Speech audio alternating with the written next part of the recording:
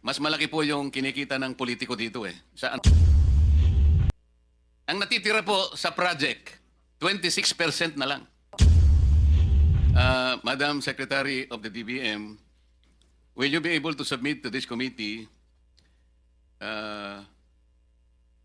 the flood control projects budget from the unprogrammed funds and BICAM insertions starting from 2023, 2024, and 2025. Yun lamang unprogrammed and BICAM insertions, flood control projects. Kasi po, kaya gusto naming emphasize ito, mas malaki po yung kinikita ng politiko dito eh, sa unprogrammed and insertions. Bigyan ko na po kayo ng example. Yung politiko, sabi po sa report, initial report, pagka ganito yung tipo ng project, 30% siya. Yung bidding back and losing bidders, inaayos po yan eh. That's 5%.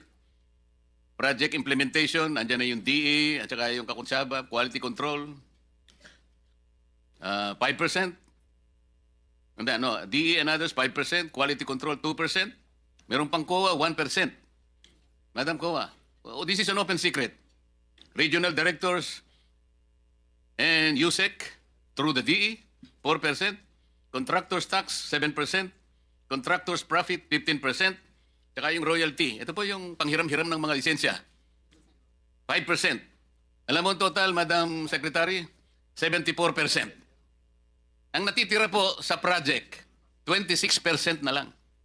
O ibig sabihin po, kung ang flood control project is 100 million, ang talagang magagamit is 26 million. Eh talagang walang mangyayari po sa atin. Kaya ko lang po tinatanong, sana padala po ninyo 2023, 24 at saka 2025. We will furnish the committee, Mr. Chair. Okay, tas follow up lang po. Salamat po. Follow up po kasi may valid po yung point niya kanina.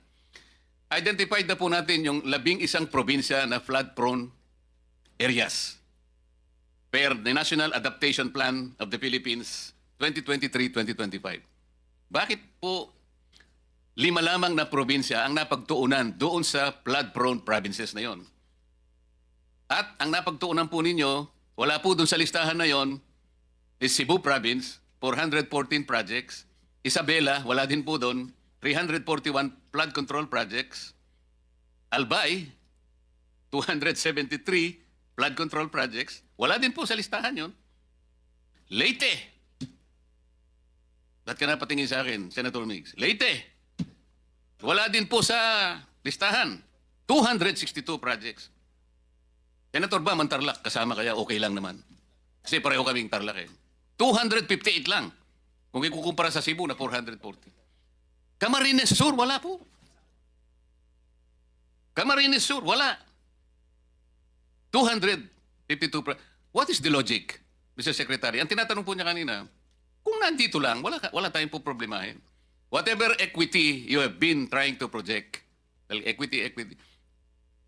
Logic, what is the logic? Wala sa flood. Ba't ka maglalagay doon? Hindi nga sa kasali.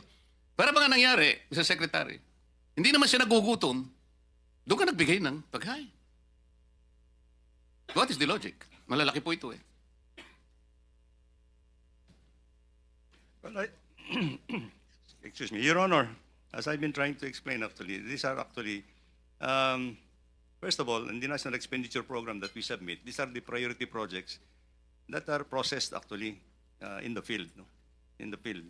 So whatever is the proposal... Naintindihan po natin yun. If it is processed on the field, you will start doon sa listahan ng flood-prone areas. Yes, Your okay Honor. lang yun. Yes, Your Honor. Do not start with the areas na wala naman pong panghanib ang pagbaha. Questionable po yun eh.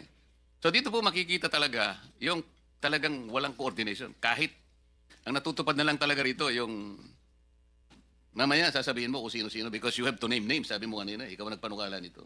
So I will ask you to name names later on.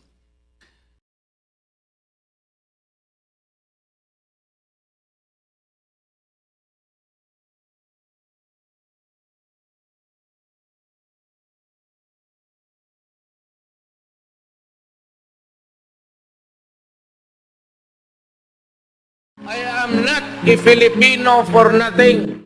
I did what I had to do. And whether you believe it or not, I did it for my country.